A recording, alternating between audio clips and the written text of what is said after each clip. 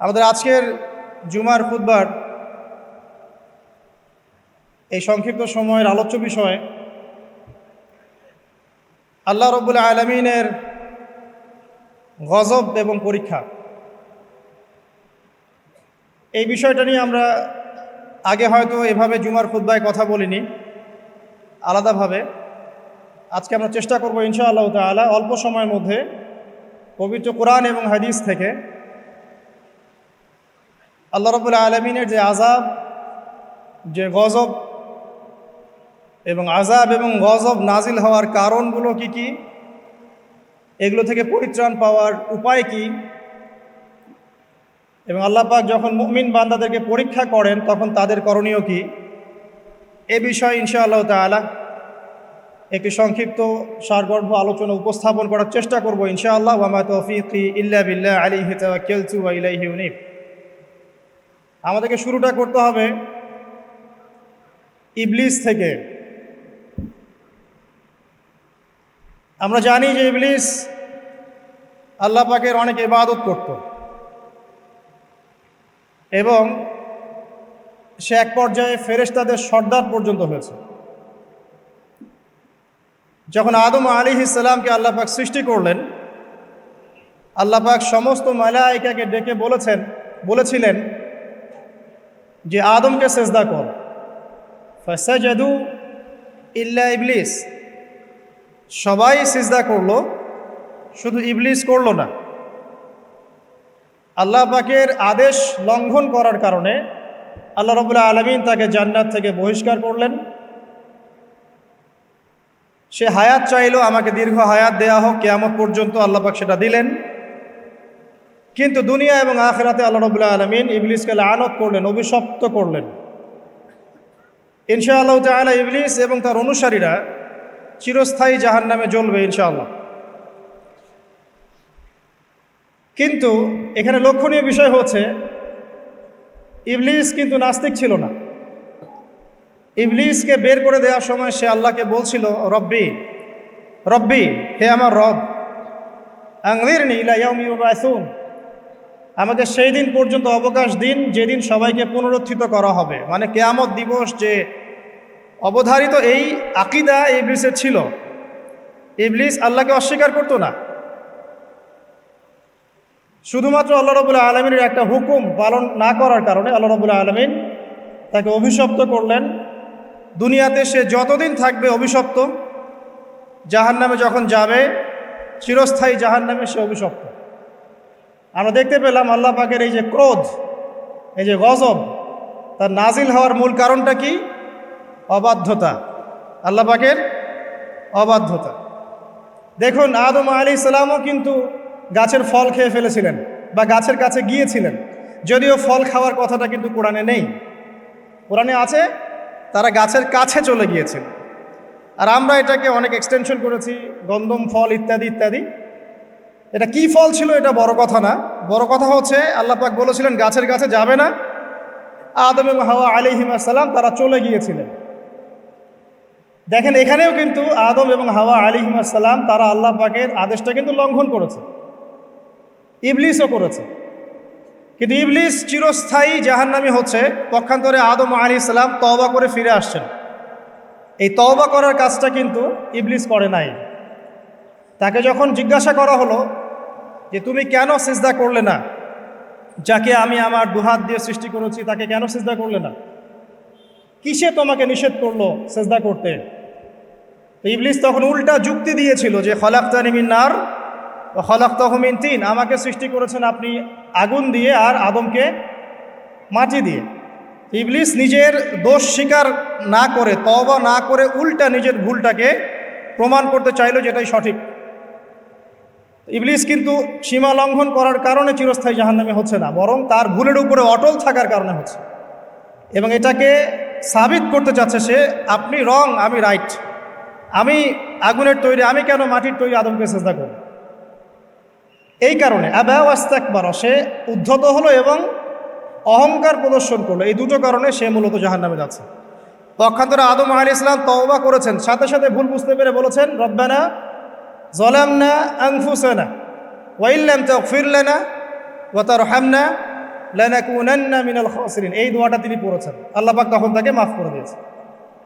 আর এই দোয়াটা শিখিয়েও দিয়েছেন আল্লাহ পাক নিজেই। এই দোয়াটা আল্লাহ নিজেই শিখিয়ে দিয়েছেন, তারপরে তিনি এটা পড়েছিলেন। এখানে আপনি পার্থক্য বুঝতে পারছেন। আদম সন্তান ভুল করবে, এটা স্বভাব তার, আদম সন্তান ভুল করবেই। আল্লাহ পাক বলেছেন যে তোমরা যদি পাপ না করতে তাহলে আল্লাহ পাক অন্য কোনো সম্প্রদায়কে নিয়ে আসতো, যারা পাপ করে তওবা করতো, আল্লাহ ওদেরকে মাফ করে দিত। আল্লাহ পাকের এত দয়া। পক্ষান্তরে ইবলিস কিন্তু এই কাজটা করেনি। এখানে পার্থক্য আমরা বুঝতে পারছি যে আদম সন্তান আদম আলাইহিস সালাম তিনি তওবা করে ফিরে এসেছেন। এখানে আপনি বুঝতে পারছেন আল্লাহর ক্রোধ এবং গজব ইতিহাসের শুরুতে নাজিল হলো, হিস্ট্রির শুরুতেই। যদি আপনি আদম সৃষ্টি থেকে শুরু করে কিয়ামত পর্যন্ত একটা ইতিহাসের বই চিন্তা করেন, তাহলে প্রথম পৃষ্ঠাতেই এই ঘটনা। প্রথম পৃষ্ঠাতেই ইবলিস অবাধ্য হলো, আল্লাহ পাক রাগান্বিত হলেন। তাহলে আল্লাহর ক্রোধ এবং গজব নাজিলের প্রথম কারণ কি? আল্লাহর অবাধ্যতা এবং অহংকার, উদ্ধত আচরণ করা, আল্লাহর আদেশ নিষেধ না মানা। সিম্পল, আল্লাহ পাকের আদেশ নিষেধের পরোয়া না করা, এটা হচ্ছে গজব নাজিলের প্রধান কারণ। আর ক্ষমা প্রাপ্তির প্রধান কারণ কি? তওবা। আদম আলাইহিস সালাম তওবা করেছেন, আল্লাহ পাক মাফ করে দিয়েছেন। এবার সামনে যাই। আদম আলাইহিস সালামের দুই ছেলে হাবিল এবং কাবিল, কে কাকে হত্যা করেছিল? কাবিল হাবিলকে হত্যা করেছে। কাবিল হাবিলকে হত্যা করেছে। সূরা মাইদার মধ্যে ঘটনাটা চমৎকার করে দেয়া আছে। যখন কাবিল হাবিলকে হত্যা করতে চাচ্ছিল, আর এটা কোনো মেয়ে সংক্রান্ত বিষয় ছিল না যেমনটা অনেকে বানিয়েছে। এটা ছিল এই কারণে যে হাবিলের কুরবানি কবুল হচ্ছিল, কারণ হাবিল কুরবানি করছিল আল্লাহকে সন্তুষ্ট করার জন্য, আর কাবিলের কুরবানি কবুল হচ্ছিল না। তখন কবুল হওয়ার নিদর্শন ছিল যে ওই জবাই করা পশুটাকে আসমান থেকে কোনো আগুন এসে খেয়ে ফেলত। এটা হচ্ছে কবুলিয়তের নিদর্শন। এখন এটা নাই। তো কেন আমার ইবাদত কবুল হচ্ছে না? ওটা হচ্ছে এই হিংসার বশবর্তী হয়ে কাবিল হাবিলকে হত্যা করেছে। আর হাবিল বলছিল যে তুমি যদি আমাকে হত্যা করার জন্য হাত বাড়াও, আমি তোমাকে হত্যা করার জন্য হাত বাড়াবো না। এটা ছিল হাবিলের কথা। কাবিল যখন হত্যা করে ফেলল, এরপর সে তার ভাইয়ের লাশটা নিয়ে বসে আছে। লাশ কিভাবে দাফন করতে হয় এটা তার জানা নাই। আল্লাহ পাক তখন কাককে পাঠালেন। কাক অনেক প্রাচীন প্রাণী, মনে হয় আমাদের চেয়ে আগে হয়তো বা পৃথিবীতে কাক ছিল, হতে পারে, আল্লাহ ভালো জানেন। আল্লাহ পাক কাককে তখন পাঠালেন। সে তার ঠোঁট দিয়ে মাটি খুঁড়ে দেখিয়ে দিল কিভাবে মাটি খুঁড়ে দাফন করতে হয়। সুবহানাল্লাহ। শিক্ষা আমাদের চারপাশে আছে। প্রকৃতি থেকে আল্লাহ পাক শিখতে বলেছেন। পাহাড় থেকে শেখেন কিভাবে দৃঢ়তার সাথে দাঁড়িয়ে থাকতে হয়। মানুষ সমালোচনা করবে, আঘাত করবে, অত্যাচার করবে, এরকম ঢিল আপনার গায়ে লাগবে, ঢিল ভেঙে চূর্ণ বিচূর্ণ হয়ে যাবে, পাহাড় দাঁড়িয়ে থাকবে। সমুদ্রের কাছ থেকে শেখেন বড় মন, আকাশের কাছ থেকে শেখেন, পাখির কাছ থেকে শেখেন। এগুলো কিন্তু কোরআনেই আছে, আমি বানিয়ে বলছি না। আল্লাহ পাক প্রকৃতি থেকে শিখতে বলেছেন এবং সফর করতে বলেছেন। ওয়াসিরু ফিল আরদ, তোমরা জমিনে সফর করো বেশি বেশি। যুব সমাজকে এখন বলবো যে আপনারা এই ডিভাইসে এডিক্টেড না হয়ে ঘোরেন, দেশটা ঘুরে দেখেন, জেলায় জেলায় ঘোরেন, সফর করেন, ঘোরেন। এতে করে আপনাদের মাইন্ড ফ্রেশ হবে, ডিভাইস এডিকশন কম হবে, আল্লাহ নিদর্শনগুলো দেখবেন, শিখতে পারবেন। আল্লাহ বলেছেন জমিনে ছড়িয়ে পড়ো, বিচরণ করো এবং ভ্রমণ করো, দেখো আল্লাহ পাকের নিদর্শনগুলো দেখো। ফানজুর কাইফা কানা আকিবাতুল মুকাদ্দিবিন, এবং লক্ষ্য করে দেখো যে আল্লাহর বিধানকে অস্বীকারীদের কি পরিণতি হয়েছিল। তো এখানে দেখেন দ্বিতীয় অ্যাক্সিডেন্টটা হচ্ছে কি? খুন। ভাই ভাইকে হত্যা করছে। আর এই হাবিল কাবিলের এই সুন্নত কিন্তু এখন পর্যন্ত চলমান আছে। দেখবেন ভাই ভাইয়ের শত্রু এখন, ধর্মীয় ক্ষেত্রেও, পলিটিক্যাল ক্ষেত্রেও, গ্লোবাল ক্ষেত্রেও ভাই ভাইয়ের শত্রু। খ্রিস্টান দুইটা কান্ট্রি লড়াই করছে, দেখবেন দুটোই খ্রিস্টান। মুসলিম দুটা কান্ট্রি লড়াই করছে, দুটোই মুসলিম। মুসলিম দুটা পলিটিক্যাল দল লড়াই করছে, দুটোই মুসলিম। মুসলিম দুইজন ধর্মীয় আলোচক বা ধর্মীয় আলেম একে অপরের বিরুদ্ধে লেগে আছে। সবাই মুসলিম, হাবিল কাবিলের সুন্নত। এখানে আমাদেরকে হতে হবে কি, কাবিল না হাবিল? হাবিল। তুমি যদি আমাকে হত্যা করার জন্য হাত বাড়াও, আমি তোমাকে হত্যা করার জন্য হাত বাড়াবো না। একটা হাদিস বলি আপনাদেরকে, নবী সাল্লাল্লাহু আলাইহি ওয়াসাল্লাম বলেছেন, পৃথিবীতে সর্বপ্রথম হত্যাকাণ্ড ঘটিয়েছে কাবিল। এ কারণে পৃথিবীতে কিয়ামত পর্যন্ত যত মানুষ খুন হবে, সমস্ত এই পাপের একটা একটা করে অংশ কাবিলের আমল নামায় যুক্ত হবে। নাউযুবিল্লাহ। এই হাদিস জানতেন? নবীর সন্তান কাবিল, কিন্তু নবীর সন্তান। তো ভাষা, বংশ, রক্ত এগুলো কিন্তু আল্লাহর কাছে হক এবং বাতিলের মানদণ্ড না, তাকওয়া ছাড়া। যাই হোক, সামনে যাই। এখানে আপনি দেখছেন আল্লাহ পাকের এই যে গজব কাবিলের উপরে আসলো, কারণটা কি? সীমা লঙ্ঘন করা, হত্যা। তাহলে বুঝলেন যে হত্যাকাণ্ড বাড়লে আল্লাহ পাকের গজব আসবে, যেটা এখন শেষ জামানায় বাড়ছে। নবী করিম সাল্লাল্লাহু আলাইহি ওয়াসাল্লাম বলেছেন, শেষ জামানায় যে ব্যক্তি কাউকে হত্যা করবে সে জানবে না আমি কি জন্য হত্যা করছি, আর যাকে হত্যা করা হবে সেও বুঝবে না যে আমাকে কেন হত্যা করবে। এটা কি বুঝতে পারেন? এখন যাকে হত্যা করা হচ্ছে সে জানবে না আমাকে কেন মারা হচ্ছে, আর যে হত্যা করছে সেও আসলে জানে না আমি কি জন্য তাকে মারছি। আর নবী সাল্লাল্লাহু আলাইহি ওয়াসাল্লাম বলেছেন, কিয়ামতের অন্যতম বড় সাইন হচ্ছে হারাজ বৃদ্ধি পাবে। হারাজ। সাহাবীরা জিজ্ঞাসা করলেন, হারাজ কি ইয়া রাসূলুল্লাহ? তিনি বলেন, প্রচুর হত্যাকাণ্ড। এমনও ইনসিডেন্ট ঘটবে যে সোনার পাহাড়কে নিয়ে মারামারি হবে, যুদ্ধ হবে। যেই সোনার পাহাড় বের হবে ইউফ্রেটিস নদীর ভিতর থেকে, যেখান থেকে কয়দিন আগে একটা শহর বের হয়েছে আর কি। এই কয়দিন আগে দেখবেন ইরাকের ওই নদীর নিচ থেকে একটা শহর বের হয়েছে, যেটা অনেক 3000 বছর আগের শহর এখন বের হয়েছে। আল্লাহ ভালো জানেন, এভাবে হয়তো বা সোনার পাহাড়ও বের হবে, আল্লাহু আলাম।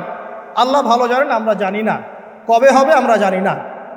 নবীজি বলেছেন, এই সোনাগুলোকে কেন্দ্র করে প্রায় 80টার মতো দেশ, 80টার মতো ফ্ল্যাগ তারা যুদ্ধে জড়িয়ে পড়বে, এবং প্রতি হাজারে যারা যুদ্ধে জড়াবে তাদের প্রতি হাজারে 999 জন মানুষ মারা যাবে। নবীজি মুসলিমদেরকে বলেছেন, মুসলিমরা যেন ওই সোনাতে টাচ না করে, ওটা হাত দিয়ে ছুঁয়েও না দেখে, এখান থেকে যেন দূরে থাকে। যাই হোক, সামনে চলেন। এরপরে নূহ আলাইহিস সালাম, নাম শুনেছেন?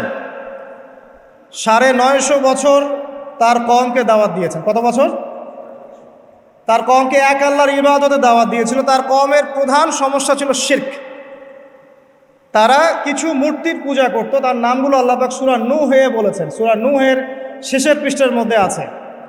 নূহ আলাইহিস সালামের কওমকে যখন দাওয়াত দেওয়া হচ্ছে, তারা বলতো যে লা তাযারুন্না আলিহাতাকুম ওয়ালা তাযারুন্না ওয়াদ্দা ওয়ালা সুআ ওয়ালা ইয়াউসা ওয়া ইয়াউকা ওয়া নাসরা। তোমরা তোমাদের উপাস্যদেরকে ছেড়ে দিও না। তোমরা আদ, ইয়াগুস, ইয়াউক, নাসর এই উপাসকদেরকে ছেড়ে দিও না, এই মূর্তিদেরকে ছেড়ে দিও না। মানে তারা স্ট্যাচু ওয়ার্শিপ করতো আর কি, নূহ আলাইহিস সালামের কওম। এছাড়া আরও কিছু পাপ ছিল, কিন্তু মূল পাপ ছিল তাদের শিরক, আল্লাহর সাথে শিরক করা। আল্লাহ পাক এই কওমটাকে ধ্বংস করেছেন মহাপ্লাবন দিয়ে। এমন প্লাবন যা ইতিহাসে কখনো হয়নি, এমন বন্যা যা ইতিহাসে কখনো হয়নি। প্রায় পুরো পৃথিবীর প্রায় বেশিরভাগ অংশ ওই বন্যায় ডুবে গিয়েছিল। এবং এই পানির উচ্চতা সম্পর্কে কোরআনে এসেছে, সূরা হুদের মধ্যে আছে যে পাহাড়ের চূড়া পর্যন্ত পানি ছিল। পাহাড়ের চূড়া পর্যন্ত পানি ছিল। এবং একটা পাহাড়ের উপরে নূহ আলাইহিস সালামের ছেলে বসে গিয়েছিল। বাবা ডাকছে, আসো আমার সাথে, আল্লাহর গজব থেকে আজকে কেউ বাঁচাতে পারবে না। সে বলছে যে আমি পাহাড়ে উঠে যাব, ইনশাআল্লাহ পাহাড়ে উঠে যাব, আমি বেঁচে যাব। ইনশাআল্লাহ বলেনি, সরি, পাহাড়ে উঠে যাব, আমি বেঁচে যাব। তখন নূহ আলাইহিস সালাম বললেন যে আজকে আল্লাহর গজব থেকে কেউ বাঁচাতে পারবে না। এরপর একটা বড় ঢেউ আসলো, এসে বাবা এবং ছেলের মাঝখানে পার্থক্য করে দিল। নূহ আলাইহিস সালাম বলেছিলেন, আল্লাহ, সে আমার আহল, আমার পরিবারের একজন, তাকে মাফ করে দাও। আল্লাহ পাক বলেছেন, লাইসা মিন আহলিক, সে তোমার পরিবারের কেউ না। এখানেও দেখেন নবীর সন্তান ঈমান না আনার কারণে কুফরির হালতে মৃত্যুবরণ করল এবং আল্লাহ পাকের মহাপ্লাবনে গজবে ধ্বংস হলো। এখানে একটা গজব পেলেন, বিশাল বন্যা, জলোচ্ছ্বাস। তাহলে এর কারণ কি? নূহ আলাইহিস সালামের পুরো কওম মাত্র 40টা বা 80টা পরিবার বাদ দিয়ে বাকি সবাই ডুবে গেছে। আমরা যারা এখন পৃথিবীতে বেঁচে আছি, হোক সে হিন্দু বা মুসলিম বা খ্রিস্টান বা বৌদ্ধ, হুয়েভার হি ইজ বা জিউস, আমরা সবাই ওই 80টা পরিবারেরই সদস্য। আমাদের বাপদাদারা ওইখানে গিয়ে মিলবে, কারণ তার আগে কোনো মানুষ এখন পৃথিবীতে বেঁচে নাই। আমরা যারা বেঁচে আছি কোনো না কোনোভাবে আমরা ভাই, জানেন, কোনো না কোনোভাবে আমরা আত্মীয়, আমরা সবাই আত্মীয়। তো ওই 80টা পরিবারই এখন পৃথিবীতে বেঁচে আছে, এখানকার বংশধররাই। এখানে আমার প্রশ্ন যে বলেন, নূহ আলাইহিস সালামের কওমকে কোন পাপের কারণে ধ্বংস করে দেওয়া হয়েছে? আমরা বলবো যে, বাংলাদেশের জনগণকে আমরা বলবো যে শিরক ছেড়ে দেন, কবর পূজা ছেড়ে দেন, মাজার পূজা ছেড়ে দেন, শিরকের যত ক্যাটাগরিজ আছে এগুলো থেকে তওবা করে ফিরে আসেন, অন্যথায় আল্লাহ পাকের গজব কেউ ঠেকাতে পারবে না। শিরক থেকে বেঁচে না আসলে, বেঁচে না থাকলে আল্লাহর গজব ঠেকানোর কেউ নাই। আল্লাহ পাক শিরকের পাপটা মাফ করেন না। অন্য যে কোনো পাপ আল্লাহ পাক যাকে ইচ্ছা মাফ করতে পারেন, তবে তওবা করে মারা গেলে আল্লাহ মাফ করতে পারেন। তওবা না করে মারা গেলে ক্ষমা না পাওয়ার সুযোগই বেশি। তো যেখানে যেখানে দেখবেন এখনও এই শতাব্দীতেও, এই সালগুলোতেও বন্যা, দুর্যোগ, ভূমিকম্প, জলোচ্ছ্বাস ইত্যাদি হচ্ছে, দেখবেন ওই কওমগুলো কোনো না কোনোভাবে শিরকের পাপের সাথে সংযুক্ত আছে, কোনো না কোনোভাবে তারা শিরকের পাপের সাথে সংযুক্ত আছে। হয় তারা ধর্মের ক্ষেত্রে শিরক করছে, না হয় ইকোনমিক সেক্টরে শিরক করছে, না হয় অন্য কোনো বড় সেক্টরে শিরক করছে, নয়তো তারা আল্লাহ পাকের সমস্ত বিধান বাদ দিয়ে মানুষের মানবরচিত বিধানগুলোকে প্রাধান্য দিয়েই কাজ করছে। কোনো না কোনো জায়গায় শিরক আছে। আল্লাহ পাক এই কারণেই গজব পাঠাচ্ছেন। সামনে যাই চলুন। এরপরে আদ জাতি। আদ জাতির লোকরা ছিল প্রচণ্ড লম্বা চওড়া, অনেক লম্বা। আর আমি যেগুলো বলছি এগুলো কোনো রূপকথা নয়, এগুলো সবগুলি কোরআনের পাতায় পাতায় আছে। সূরা বাকারা পড়েন, সূরা হুদ পড়েন, সূরা নূহ পড়েন, বনী ইসরাঈল সূরাটা পড়েন, সূরা শুআরা পড়েন, এগুলোর মধ্যে এই ঘটনাগুলো পাবেন। একটা ছোট্ট সূরা আছে, সূরা কমার, সূরা আর রহমানের ঠিক ইমিডিয়েট সূরাটা। এই সূরাটা যদি বাসায় গিয়ে পড়েন, দেখবেন এখানে এই সব জাতিগুলোর বর্ণনা দেওয়া আছে খুব সংক্ষিপ্ত আকারে। আদ জাতির লোকেরা অনেক লম্বা চওড়া ছিল, প্রচণ্ড শক্তিশালী। তো তারা ইয়েমেন, হাদরামাউত এই জায়গায় বসবাস করত, পাহাড় কেটে বাড়ি নির্মাণ করত। তাদের কাছে আল্লাহ পাক হুদ আলাইহিস সালামকে পাঠালেন। তাদেরও প্রধান পাপ ছিল শিরক। দ্বিতীয়ত আরও কিছু পাপ ছিল। এক নম্বর, অহেতুক বিনা কারণেই তারা অনেক উঁচু উঁচু সৌধ নির্মাণ করত, এটা কোরআনে আছে। অহেতুক বিনা কারণে, দুনিয়ার চাকচিক্যের কারণে উঁচু উঁচু অট্টালিকা এবং সৌধ নির্মাণ করত, যেগুলো অপচয় ছিল, অপচয়। এবং তারা মানুষকে প্রচণ্ড প্রহার করত। ওয়াইদা বাতাসতুম জাব্বারিন, আল্লাহ পাক কোরআনে বলেছেন, যখন তোমরা কাউকে মারো প্রচণ্ড রকম কঠিন মারো। এই মায়ের সিস্টেম এখনও আছে সব জায়গাতেই। মানুষকে প্রচণ্ড নির্মমভাবে তারা মারত এবং উঁচু উঁচু সৌধ নির্মাণ করত, শিরক করত। এবং একটা কথা বলতো, যখন হুদ আলাইহিস সালাম দাওয়াত দিতেন তখন একটা কথা বলতো, মান আশাদ্দু মিন্না কুওয়া, এই কথাটা। ফেরাউন যেমন বলতো আনা রাব্বুকুমুল আ'লা, এরকম আদ জাতি বলতো মান আশাদ্দু মিন্না কুওয়া, আমাদের চেয়ে শক্তিশালী আর কে আছে, আমাদের চেয়ে শক্তিশালী আর কে আছে। এখনকার বিশ্বে এমন কথা মানুষ বলে না, আমাদের চেয়ে বড় শক্তি আর কে আছে, আমরা সুপার পাওয়ার। এরাও বলতো মান আশাদ্দু মিন্না কুওয়া। আল্লাহ পাক বলছে আওয়ালাম ইয়ালামু আন্নাল্লাহা হুয়া খালাকাকুম হুয়া আশাদ্দু মিনহুম কুওয়া। তারা কি জানে না যে আল্লাহ তাদেরকে সৃষ্টি করেছে, সেই আল্লাহ ওদের চেয়ে শক্তিশালী। আল্লাহ পাক এই কওমটাকে ধ্বংস করলেন কিভাবে? 7 দিন কন্টিনিউয়াসলি, 7 দিন প্রচণ্ড টর্নেডো, এই যে আমরা যেটা বলি ঝড়, ঘূর্ণিঝড়, টর্নেডো, এরকম বজ্রপাত এবং প্রচণ্ড টর্নেডো, ঘূর্ণিঝড়, এগুলো দিয়ে 7 দিনের মধ্যে এই কওমের প্রত্যেকটা মানুষকে আল্লাহ পাক এমনভাবে ধ্বংস করলেন, খেজুর গাছের ডাল যেমন পড়ে থাকে মাটিতে, এইভাবে তারা মাটিতে পড়েছিল। এখানে বলেন আল্লাহ পাকের আযাব আর গজব নাজিলের মূল কারণটা কি ছিল তাহলে?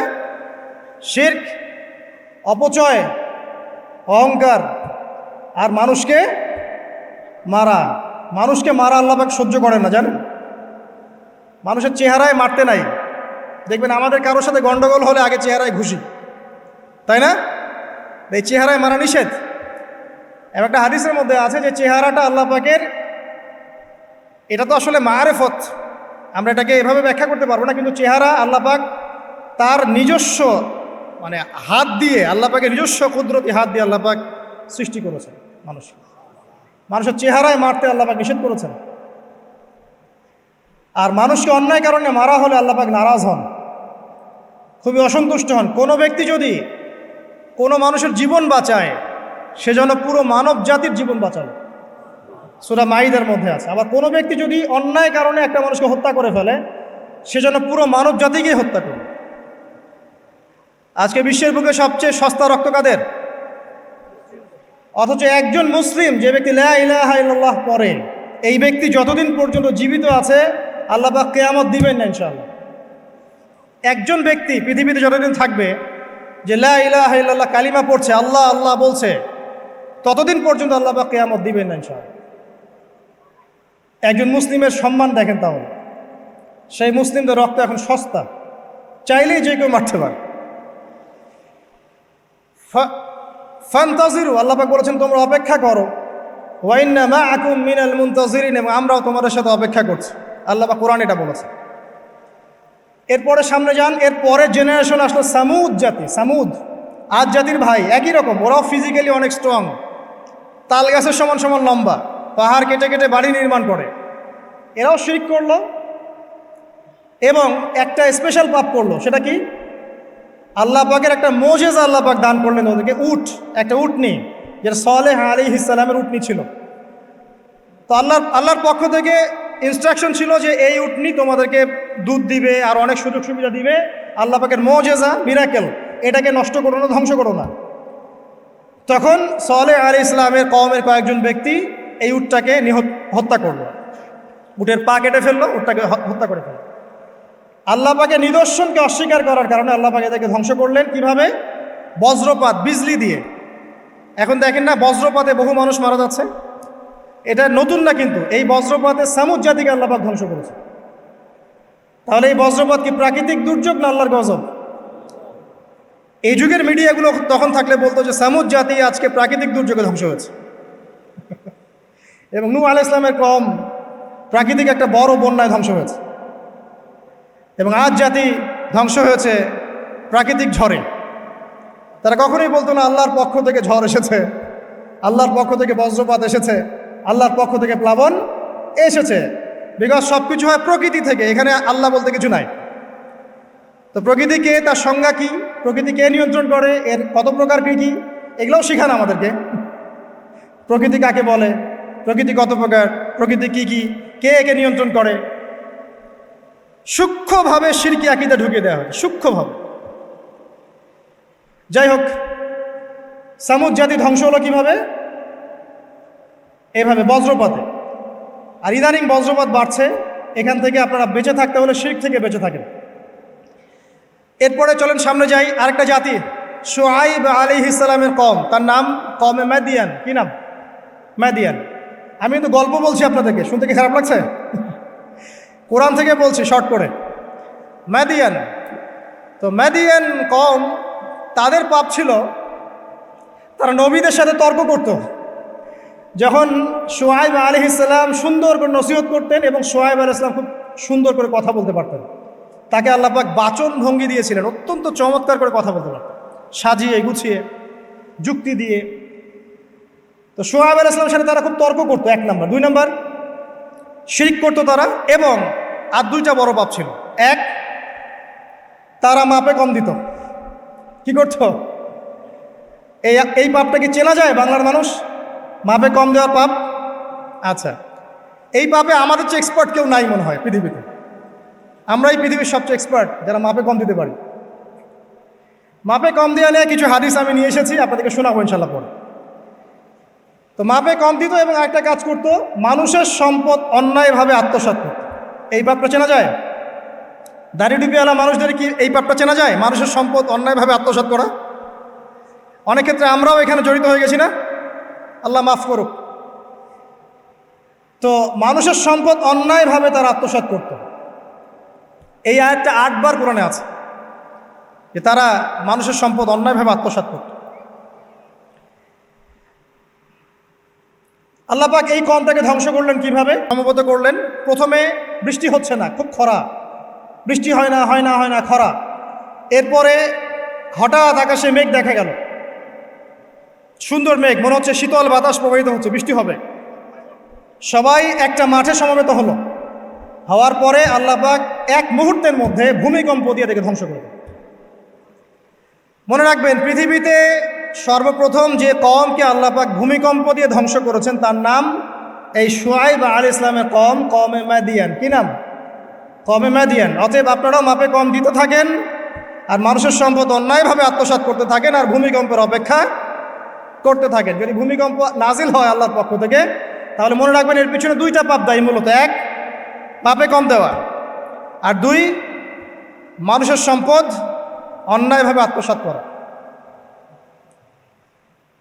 এরপরে সামনে যান, লুত, কওমে লুত, লুত আলাইহিস সালামের কওম। এটা পৃথিবীর সবচেয়ে অ্যামেজিং কওম, বিস্ময়কর। মানে এমন এক পাপ করেছে যে পাপ বিশ্বের কোনো মানুষ করেনি। তবে উম্মতে মুহাম্মাদির কিছু মানুষ এই পাপ করছে। আবার বলছি, লুত আলাইহিস সালাম এর কওম এমন পাপ করেছিল যেই পাপ এই বিশ্বে, মহাবিশ্বে কেউ কখনো করে নাই। কিন্তু উম্মতে মুহাম্মাদির কিছু মানুষ এই পাপ করছে এবং করবে, এটা আমাদের নবীজি ভবিষ্যৎবাণী করে গেছে। সেটা হলো শিরকের সাথে সমকামিতা। সমকামিতা কি বোঝেন? ছেলে ছেলের সাথে যৌন সম্পর্ক স্থাপন করছে, নাউযুবিল্লাহ, এবং মেয়ে মেয়ের সাথে যৌন সম্পর্ক স্থাপন করছে, নাউযুবিল্লাহ। ইদানিং ছেলে ছেলের ব্যাপারটা কমছে, মেয়ে মেয়েটা বাড়ছে। দেখবেন মেয়ে মেয়ে এখন যৌন সম্পর্ক স্থাপন করছে। কিভাবে আমরা জানি না, এটা বুঝেও আসে না যে কিভাবে এটা পসিবল। আল্লাহ রাব্বুল আলামিন এদেরকে ধ্বংস করলেন এমনভাবে, এটা অ্যামেজিং। আল্লাহ পাক 2জন ফেরেশতাকে পাঠালেন, একজনের নাম জিবরাইল আর একজন মিকাইল। তারা 2জন ছোট ছোট বালকের বেশে, একটু ইয়াং মানুষের বেশে লূত আলাইহিস সালামের বাসায় গেলেন, এবং এলাকার লোকজন খবর পেল যে নতুন 2জন মেহমান এসেছে, কওমের মধ্যে নতুন 2টা মেহমান এসেছে। তারা গিয়ে লূত আলাইহিস সালামকে বলছে, তোমার মেহমানদেরকে আমাদেরকে দাও। লূত আলাইহিস সালাম বলছেন, আমার মেয়েরা আছে, চাইলে আমার মেয়েদেরকে বিয়ে করে নাও। দেখেন একজন নবী কত দরদি হলে এই কথাটা বলতে পারেন উম্মার জন্যে, যে তোমরা এই পাপ কাজ ছেড়ে দাও, আমার মেয়েরা পড়ে আছে, চাইলে আমার মেয়েদেরকে বিয়ে করে নাও। আর এই কম বলছে যে তুমি খুব ভালো করেই জানো লূত আমরা কি চাচ্ছি। কথা কি বুঝতে পারছেন? তখন তিনি বলছেন, আলাইসা মিনকুম রাজুলুন রশিদ। সূরা হুদ পড়ে দেখেন, তোমাদের মধ্যে কি একটাও ভালো মানুষ বাকি নাই? তখন এরা বলছে, তুমি লূত নিজেকে খুব পবিত্র মনে করো? লূত আলাইহিস সালাম সমকামিতায় বিশ্বাসী না, তার পরিবার বিশ্বাসী না, এই কারণে তার পরিবারকে ক্রিটিসাইজ করা হচ্ছে। তুমি কি খুব বেশি পবিত্র মনে করছো আমাদের চাইতে? তাহলে এই কম থেকে তোমরা বের হয়ে যাও। সমকামী কম এরকম জবাব দিল আর কি। তো আল্লাহ পাক কী করলেন, ওই 2 ফেরেশতা জিবরাইল এবং মিকাইল আলাইহিস সালাম, তাদের পাখা ছিল, ফেরেশতাদের পাখা থাকে, আর জিবরাইল আলাইহিস সালামের প্রায় 600টা পাখা আছে। কয়টা? 600 পাখা। তো এই 2টো পাখা দিয়ে তিনি ওই কওমে লূতকে উঠালেন, মাটির থেকে এভাবে তুলে আসমানে উঠালেন।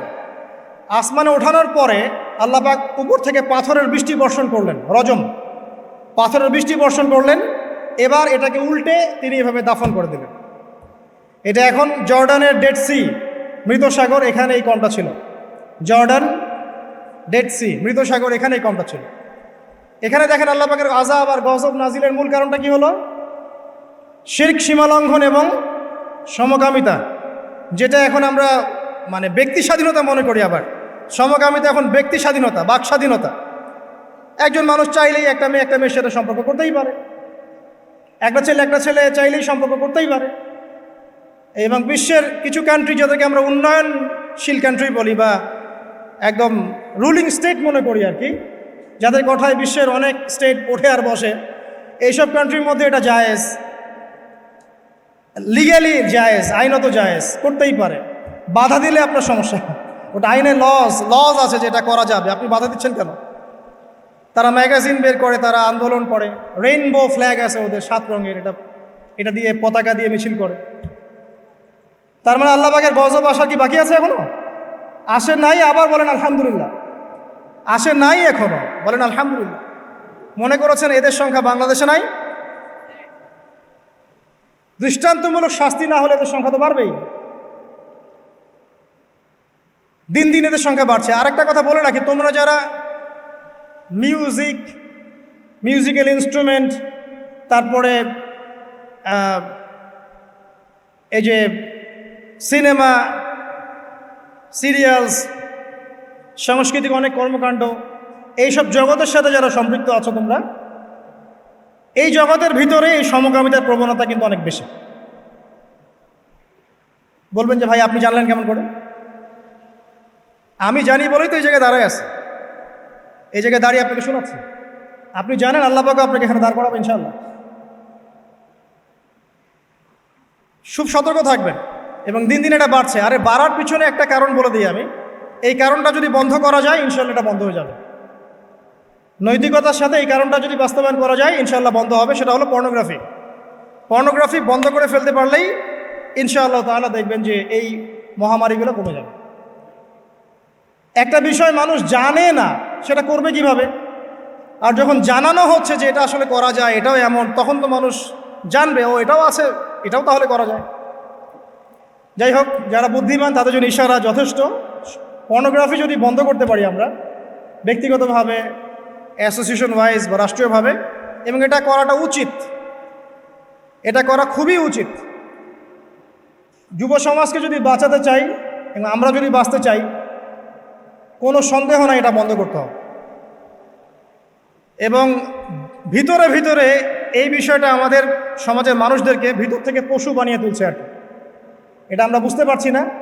এর ফলে ধর্ষণ বাড়ছে, জেনা বাড়ছে, এবং বাজে যৌন কর্মকাণ্ড বাড়ছে, বিকৃত যৌন চর্চা বাড়ছে, সমকামিতা বাড়ছে। এগুলোর মূল কারণ এটা বন্ধ করতে পারলে ইনশাআল্লাহ তাআলা এই প্রবলেম অনেকটাই সলভ হয়ে যাবে ইনশাআল্লাহ। আমরা রিকোয়েস্ট করব যারা দায়িত্বশীল, যাদের কাছে এই ক্ষমতা আছে, তারা যেন এই ক্ষমতাটাকে কাজে লাগায়। আল্লাহ পাক তৌফিক দান করুন, আমিন। এরপরে সামনে চলেন, মূসা আলাইহিস সালামের কওম ফেরাউন। এই ব্যাপারে অনেক জানেন আপনারা, কারণ কোরআন খুললেই ফেরাউন আর মূসা। ফেরাউনের বড় পাপগুলো কি ছিল? 1 নম্বর, সে বলেছিল আনা রব্বুকুম ওয়া লা আলা, আমি তোমাদের মহান রব, মানে শিরক। 2, সে ডিভাইড অ্যান্ড রুলে বিশ্বাসী ছিল। বনু ইসরায়েলকে সে দাসে পরিণত করেছিল এবং তাদেরকে বিভিন্ন ছোট ছোট দলে উপদলে বিভক্ত করে শাসন করত। 2, 3 নম্বর, মানুষ হত্যা করত, পুত্র সন্তানদেরকে হত্যা করত, কন্যা সন্তানদেরকে জীবিত রাখত, উদ্ধত আচরণ করত, সীমালঙ্ঘন করত। এমনকি ফেরাউন সম্পর্কে আল্লাহ পাক বলেছেন যে সে এই জমিনের বুকে সবচেয়ে বড় সীমালঙ্ঘনকারী ছিল। আর একটা তার গর্ব ছিল, সেটা হচ্ছে তার সেনাবাহিনী। ফেরাউনের সবচেয়ে বড় গর্বের বিষয় ছিল তার সেনাবাহিনী। সে মনে করতো যে আমার মতো ফোর্স পৃথিবীতে কারো নাই, আমি সুপার পাওয়ার। তো আল্লাহ রাব্বুল আলামিন কি করলেন? পুরো সেনাবাহিনী সহ ফেরাউনকে লোহিত সাগরে মুহূর্তে ডুবিয়ে মেরে দিলেন। এই যে আল্লাহ পাকের গজব চলে আসলো, কারণ কি? শিরক, সীমালঙ্ঘন করা, মানুষের উপর অত্যাচার করা। আরও সামনে আসেন ঈসা ইবনে মারইয়াম।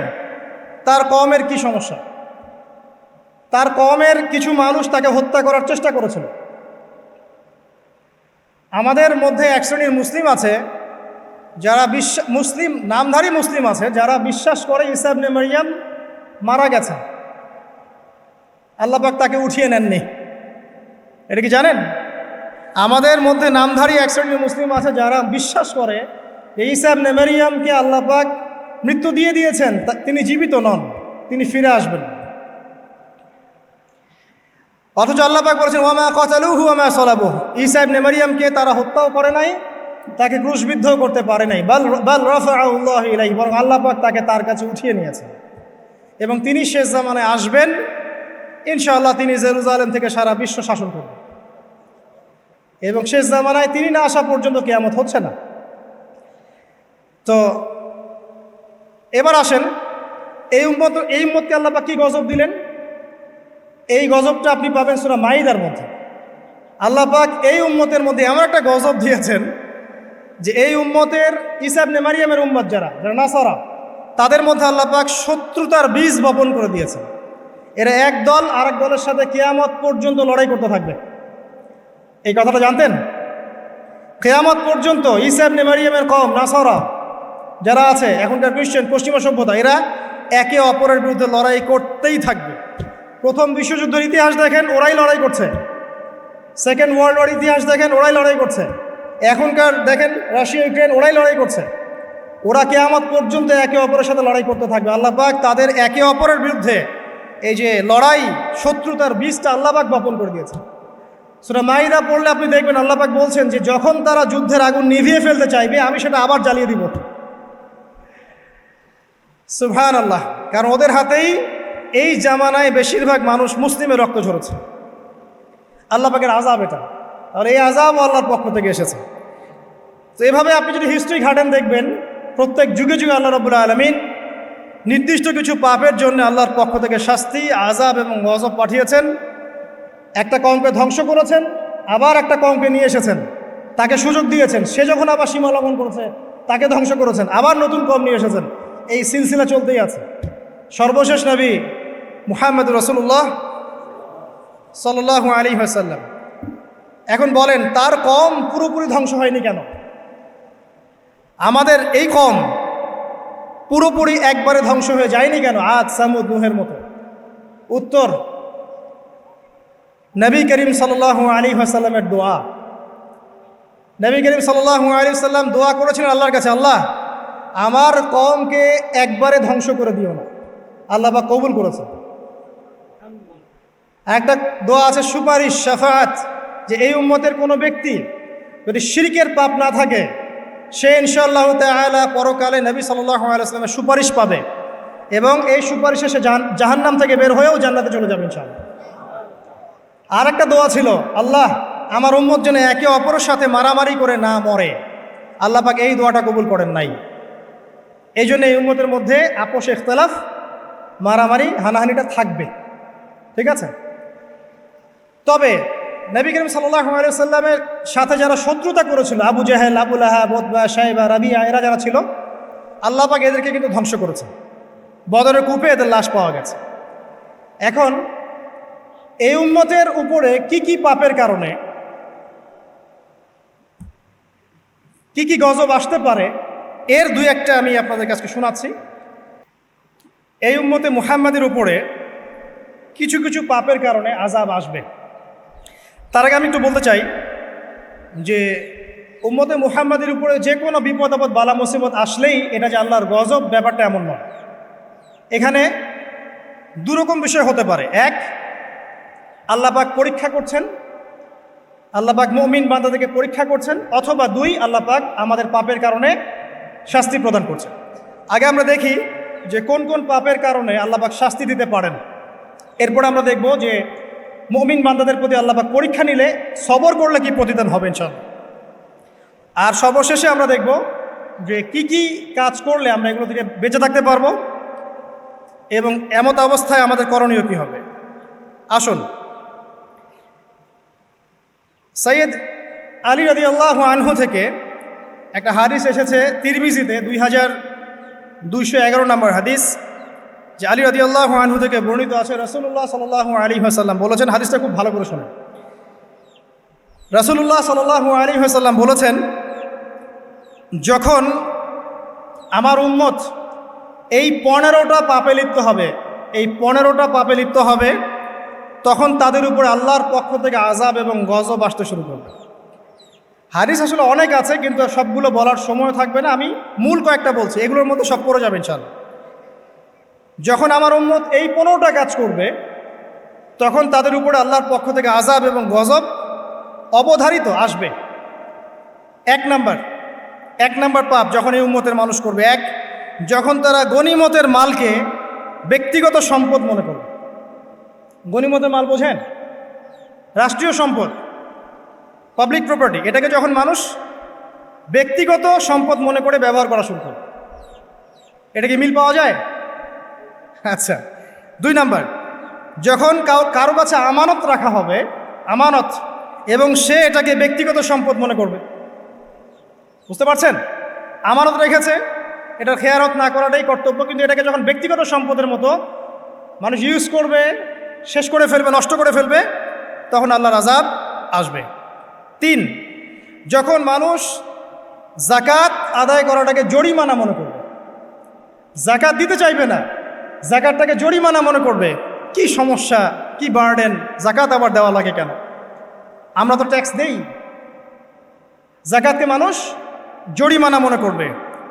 একটু চিন্তা করে দেখবেন যে বাংলাদেশে কত % মুসলিম নামাজ পড়ে আর কত % মুসলিম যাকাত দেয়। শুধু যাকাতের টাকাগুলো যদি আমরা একত্রিত করতে পারতাম, বড় বড় মেগা প্রজেক্ট করা সম্ভব ছিল, অনেক বড় বড় প্রজেক্ট করা সম্ভব ছিল, অনলি যাকাতের টাকা দিয়ে। আর যাকাতের টাকা 1 বছরে শেষ হয়ে যায় না, পরের বছর আবার ঘুরে আসবে। ঠিক আছে, ইসলামিক ইকোনমিক্সের বেসই হলো যাকাত। এটা নিয়ে আমরা ইনশাল্লাহ আরেকদিন কথা বলব। 4 নাম্বার, যখন স্বামী, সমাজের স্বামী যারা আছে, এরা স্ত্রীদের আঁচল ধরে থাকবে। বুঝতে পারছেন? স্বামী স্ত্রীর আঁচল ধরে থাকবে, মানে স্ত্রীর অনুগত, স্ত্রী যা বলবে তাই। আচ্ছা, গায়রত নাই, মানে স্বামী পুরুষত্বের গায়রত নাই। 5 নাম্বার, যখন সন্তান মায়ের অবাধ্য হয়ে স্ত্রীর খেদমত করা শুরু করে, যখন সন্তান মাকে দেখবে না, স্ত্রীকে দেখবে। পাচ্ছেন মিল সমাজে? আচ্ছা, 6 নাম্বার, যখন বাবার পরিবর্তে, পিতা বাবার পরিবর্তে মানুষ বন্ধুদেরকে সম্মান করা শুরু করে, বাবাকে সম্মান করবে না, ফ্রেন্ড সার্কেলকে সম্মান করবে। সুবহানাল্লাহ। এরপরে আসেন 7, যখন, আমার কথা রাগ করেন না, এটা হাদিসে আছে, যখন সমাজের নিকৃষ্ট মানুষদেরকে নেতৃত্ব দেওয়া হবে, এটা হাদিসে আছে। সমাজের নিকৃষ্ট মানুষকে যখন নেতৃত্বের আসনে বসাবে মানুষ, তখন সমাজে আল্লাহর গজব আসবে। হাদিস তিরমিজি 2211 নম্বর। এরপরে 8, নবী সাল্লাল্লাহু আলাইহি ওয়াসাল্লাম বলছেন, যখন কোনো ব্যক্তিকে সম্মান করা হবে তার টর্চার থেকে বাঁচার জন্য, যখন কোনো মানুষের সম্মান করা হবে তার শাস্তি থেকে বাঁচার জন্য, মানে মানুষ মন থেকে সম্মান আসছে না, ভয়ে আপনি সম্মান পাচ্ছেন, এই অবস্থা যখন আসবে তখন আল্লাহর আযাব আসবে। তারপরে 9, যখন মসজিদের মধ্যে, দেখবেন অনেক মসজিদ আছে বাংলাদেশে, মসজিদের মধ্যে হট্টগোল বেড়ে যাবে, মসজিদের মধ্যে হট্টগোল বেড়ে যাবে, আর মসজিদগুলো হবে চাকচিক্যময়, হেদায়েত উঠে যাবে। মসজিদ হবে চকচকা, তাজমহলের মতো এক একটা, কিন্তু হেদায়েত উঠে যাবে, মসজিদে হট্টগোল বেড়ে যাবে। 11, যখন পুরুষেরা রেশমি কাপড় পরবে, পুরুষেরা সিল্কের রেশমি কাপড় পরবে, পুরুষের জন্য স্বর্ণ আর রেশমি কাপড় পরা হারাম। তো এখন পুরুষেরা অনেকে স্বর্ণ পরে, রেশমি কাপড়ও পরে, এটা মহিলাদের জন্য জায়েজ। এরপরে 12, যখন প্রকাশ্যে মদ্যপান করা হবে, আর মদ্যপানের মধ্যে ভাই সিগারেটও পড়ে, আপনার গাঁজা, ইয়াবা সবই পড়ে। যারা প্রশাসনে আছে, আমাদের এখানে অনেক ভাই প্রশাসনে আছে, তারা জানে যে মাদকদ্রব্য নিয়ন্ত্রণ করতে তাদেরকে কত হ্যাসেল পোহাতে হয়। আর এমন এমন কেস আসে যে মানুষ আপনি কল্পনা করতে পারবেন। যে আমি একবার বলেছিলাম যে এমন একটা যুগে আমরা বাস করছি যে এমন পাপ মানুষ করছে এখন, যা না কোনো চোখ দেখেছে, না কোনো কান শুনেছে, না কোনো মন কল্পনা করেছে, এমন পাপ করছে। যখন প্রকাশ্যে মদ্যপান করা হবে, এবং লাস্টের 2টা হচ্ছে 13, যখন বাদ্যযন্ত্রের সংখ্যা বেড়ে যাবে, বাদ্যযন্ত্রের চর্চা বেড়ে যাবে, এবং সর্বশেষ যখন গায়িকাদেরকে সম্মান করা হবে, এবং উম্মতের শেষের দিকের লোকেরা, মানে আমরা উম্মতের প্রথম দিকের লোকদেরকে গালিগালাজ করব। বুঝতে পারলেন? যখন মাদকদ্রব্য প্রকাশ্যে পান করা হবে, যখন আপনার রেশমি কাপড় পুরুষেরা পরবে, যখন বাদ্যযন্ত্র তৈরি করা হবে, চর্চা করা হবে, এবং গায়িকাদেরকে সম্মান করা হবে, এবং যখন এই উম্মতের শেষের মানুষেরা উম্মতের প্রথম দিকের মানুষদেরকে গালিগালাজ করবে, সাহাবীরা কি জানতো, আয়েশা রাদিয়াল্লাহু আনহা চরিত্র অমুক ছিল, এই ছিল সেই ছিল ইত্যাদি, নাউযুবিল্লাহ। এই কথাগুলো এখন আসে না।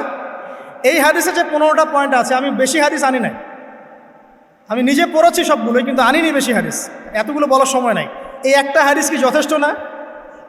হাদিসের রাবি আলী রাদিয়াল্লাহু আনহু তিনি বলছেন, যখন এই আমলগুলো সমাজে বেশি বেশি চালু হয়ে যাবে, তখন কি হবে? নবী সাল্লাল্লাহু আলাইহি ওয়াসাল্লাম বলছেন যে তখন জমিনের মধ্যে আল্লাহর পক্ষ থেকে গজব আসবে। কি কি? 1 নাম্বার, প্রবল ঘূর্ণিঝড়, জলোচ্ছ্বাস। 2, আগুনও বর্ষণ হতে পারে, হাদিসে আসছে। 3, ভূমিকম্প হবে বেশি বেশি। 4, মানুষের আকৃতি পরিবর্তন হয়ে যাবে, মানুষের আকৃতি পরিবর্তন হয়ে যাবে। এই হাদিসটা আমি আপনাদের জন্য এনেছিলাম। এরপরে আসেন, আরেকটা হাদিস আছে, এইটাতে যাওয়ার আগে আমি কোরআনের একটা আয়াতে যাচ্ছি, সূরা রুমের 41 নম্বর আয়াত। আল্লাহ পাক এই আয়াতে বলছেন আযাব নাজিল হওয়ার একটা কারণ, যাহারাল ফাসাদু ফিল বাররি ওয়াল বাহরি বিমা কাসাবাত আইদিন নাস, এটা একটা কারণ। জলে এবং স্থলে যত বিপর্যয় ছড়িয়ে পড়েছে, এগুলো মানুষের হাতের কামাই। তার মানে যত ফাসাদ ছড়াবে সব কিছুই আল্লাহর পক্ষ থেকে নয়, এখানে মানুষেরও হাতের কামাই থাকবে। এখন আপনি দেখেন, পরিবেশ দূষণ করছে কারা? মানুষ। বনভূমি উজাড় করছে কারা? মানুষ। এই যে কার্বন মনোক্সাইডের পরিমাণ বাড়ছে বাতাসে, এগুলো কারা বাড়াচ্ছে? জিন, মানুষ। অর্থনীতির মধ্যে ফাসাদ কে করছে? সুদের মধ্য দিয়ে অর্থনৈতিক সিস্টেমে ফাসাদ কে ডেকে এনেছে? মানুষ।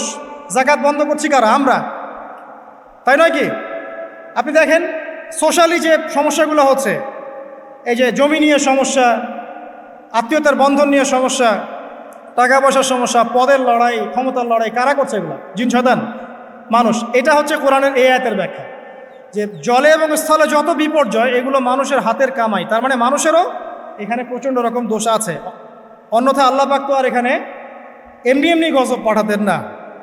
এরপরে আসেন, সিলসিলা সহিহার মধ্যে আরও 5টা পাপের কথা আছে, যে 5টা পাপের কারণে সমাজে আল্লাহ পাকের গজব আসে। এই 5টা পাপ আমি আপনাকে শোনাচ্ছি। হাদিস নাম্বার এটা হচ্ছে মিশকাতের 5370, সহিহার 106, 107 পৃষ্ঠায়। 1 নাম্বার, নবী সাল্লাল্লাহু আলাইহি ওয়াসাল্লাম বলছেন, যখন এই উম্মতের মধ্যে ব্যভিচার ছড়িয়ে পড়বে, যখন এই উম্মতের মধ্যে ব্যভিচার তো বোঝেন, জেনা ব্যভিচার ছড়িয়ে পড়বে, যেটা এখন রন্ধ্রে রন্ধ্রে জেনা ব্যভিচার, ঘরে ঘরে জেনা আর ব্যভিচার আর পরকীয়া চলছে, তখন সমাজে এমন কিছু রোগ ব্যাধি দেখা দিবে, এমন কিছু মহামারী আসবে যেগুলো আগে কখনো ছিল। কোরআন এবং হাদিসের ঊর্ধ্বে কোনো কথা আছে? সব কিছু স্পষ্ট, কিন্তু মানি বা না মানি এটা আমাদের ব্যাপার, বাট শুনতে তো আপত্তি নাই। শুনতে আপত্তি আছে? আচ্ছা। 2 নাম্বার, যখন এই উম্মতের মানুষ মাপে কম দেওয়া শুরু করবে, যখন আমি বললাম না মাপে কম দেওয়া, একটা হাদিস শোনাবো, মাপে কম দেওয়া শুরু করবে, তখন এই উম্মতের মধ্যে দুর্ভিক্ষ দেখা দিবে। কি দেখা দিবে? দুর্ভিক্ষ দেখা দিবে, এবং তাদের উপরে অত্যাচারী বাদশার শাসন চাপিয়ে দেওয়া হবে। তাহলে আমরা বেশি করে মাপে কম দিব নাকি? ইনসাফের সাথে ব্যবসা করেন, আল্লাহ পাক তৌফিক দান করুন। 3 নাম্বার, যখন এই উম্মতের মানুষ যাকাত দেওয়া বন্ধ করে দিবে, যখন এই উম্মতের মানুষ যাকাত দেওয়া বন্ধ করে দিবে, তখন আসমান থেকে আল্লাহ বৃষ্টি বন্ধ করে দিবেন। হাদিসের শেষ অংশে আছে, যদি জমিনের মধ্যে পশু পাখি এরা না থাকতো, তাহলে আল্লাহ পাক আদৌ কখনো বৃষ্টি দিতেন না। তাহলে আমরা কি যাকাত দেওয়া বন্ধ করে দিব? চালু করবো ইনশাআল্লাহ। 4 নাম্বার, যখন এই উম্মতের মানুষ আল্লাহ এবং তার রাসূলের সাথে বিশ্বাসঘাতকতা করবে, এটা আপনারা বোঝেন, আল্লাহ এবং তার রাসূলের সাথে বিশ্বাসঘাতকতা করবে, তখন আল্লাহ পাক তাদের উপরে অমুসলিমদের আধিপত্য চাপিয়ে দিবে। নেন, যখন আল্লাহ এবং তার রাসূলের সাথে বিশ্বাসঘাতকতা করবে এই উম্মতের মানুষ, তখন অমুসলিমদের ভয় এবং শাসন এবং তাদের যে আগ্রাসন, এটা আল্লাহ পাক মুসলিমদের উপরে চাপিয়ে দিবে, এটা আল্লাহ চাপিয়ে দিবে। আর সর্বশেষ, যখন এই উম্মতের মানুষের আল্লাহর কিতাবকে রেসপেক্ট করবে না, সম্মান করবে না, এবং এর বিধানগুলোর কোনো পরোয়া করবে না, আল্লাহ পাক তখন মুসলিমদের মাঝে আপোষে মারামারি ক্রন্দল লাগিয়ে দিবে। নেন, আর হাদিসের দরকার আছে? নাই। আরেকটা হাদিস শোনাই, শেষ, এটা লাস্ট। এই হাদিসের রাবি হচ্ছেন হুযায়ফা রাদিয়াল্লাহু আনহু। এটাও তিরমিজিতে আছে, 2169 নম্বর হাদিস। নবীজি বলছেন, লা তা'মুরুন্না বিল মা'রুফ, তোমরা অবশ্যই সৎ কাজের আদেশ করবে। মুসলিমরা তোমরা অবশ্যই সৎ কাজের আদেশ করবে। ওয়ালা তানহাউনা আনিল মুনকার, এবং তোমরা অবশ্যই মন্দ কাজ থেকে মানুষকে নিষেধ করবে। আও লা ইউশিকান্নাল্লাহু আইয়াবআসা আলাইকুম ইকাবাম মিন, অথবা আমি তোমাদের প্রতি ভয় করছি আল্লাহ পাক তার পক্ষ থেকে তোমাদের উপর আযাব চাপিয়ে দিবেন। সুম্মা তাদউনাহু, এরপর তোমরা আল্লাহকে ডাকবে, লা ইউস্তাজাবু দুআকুম, তোমাদের দোয়া তখন কবুল হবে না। এখানে আযাব নাজিলের একটা কারণ পেলাম, যখন সৎ কাজের আদেশ অসৎ কাজের নিষেধ আমরা ছেড়ে দিব, আল্লাহর পক্ষ থেকে গজব মাসপি আসবে, এবং তখন মানুষ দোয়া করবে, আল্লাহ এই দোয়া কবুল করবেন না। এখন এগুলো হলো যদি আল্লাহর পক্ষ থেকে গজব হয় তাহলে এই বিষয়। আর এমন হতে পারে যে আল্লাহর পক্ষ থেকে পরীক্ষা। যদি আল্লাহর পক্ষ থেকে পরীক্ষা হয় তাহলে সুসংবাদ আছে। কীরকম?